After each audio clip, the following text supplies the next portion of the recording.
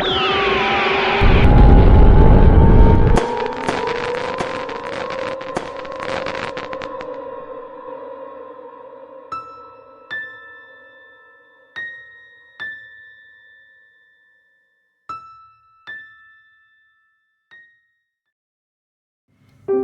kedalaman hutan tropis yang rimbun dan lebat, di mana sinar matahari sulit menembus kanopi yang rapat, hiduplah seekor iguana bernama si lemas.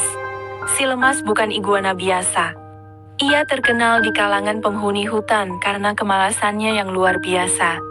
Sementara iguana lain sibuk mencari makan, berjemur, atau sekadar berkeliaran, si lemas lebih suka berbaring di bawah akar pohon besar, tertidur pula sepanjang hari. Kulitnya yang kusam dan tubuhnya yang kurus menggambarkan betapa malasnya ia. Ia hanya bergerak jika benar-benar terpaksa. Misalnya ketika perutnya keroncongan dan ia harus mencari makanan. Bahkan saat itu pun, ia akan memilih cara termudah, seperti mencuri sisa-sisa makanan hewan lain, atau mengambil buah yang jatuh dari pohon. Si lemas hidup menyendiri, tanpa teman. Hewan-hewan lain menghindari si lemas, bukan karena ia berbahaya, tetapi karena sifatnya yang malas dan pemarah jika diganggu. Ia sering menggeram dan menggigit jika ada yang mendekatinya saat tidur. Suatu hari, ketika sedang berjemur di atas batu besar di tepi sungai, ia mendengar suara-suara gaduh dari dalam hutan. Awalnya ia mengabaikannya, terlalu malas untuk menyelidiki. Namun, suara-suara itu semakin dekat, disertai dengan bau asap yang menyengat. Suatu hari, terjadilah kebakaran hutan. Api menjalar cepat, didorong angin kencang. Hewan-hewan lain panik dan berlarian menyelamatkan diri.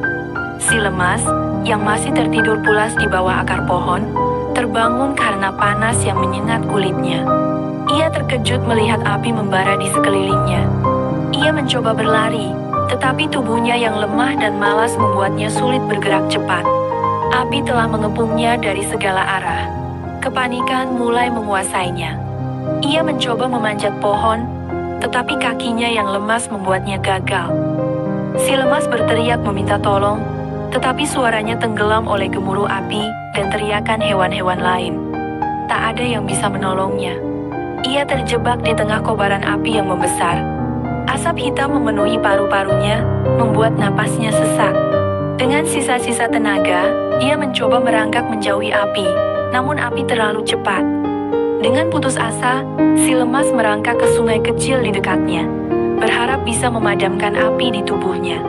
Namun, api telah membakar tubuhnya dengan hebat. Si lemas merasakan sakit luar biasa, kulitnya melepuh dan hangus. Ia merintih kesakitan, menyadari bahwa ia telah membayar mahal atas kemalasannya. Akhirnya, si lemas menyerah. Ia terjatuh ke tanah, tubuhnya terbakar habis oleh api. Kehidupan si lemas berakhir tragis, di tengah kobaran api yang menjadi saksi bisu atas kemalasan dan kesendiriannya. Kisah si lemas menjadi pelajaran bagi hewan-hewan lain di hutan itu, bahwa kemalasan dan ketidakpedulian terhadap lingkungan dapat berakibat fatal. Hutan itu kembali hijau, tetapi kisah si lemas tetap dikenang sebagai pengingat akan pentingnya kerja keras dan kewaspadaan.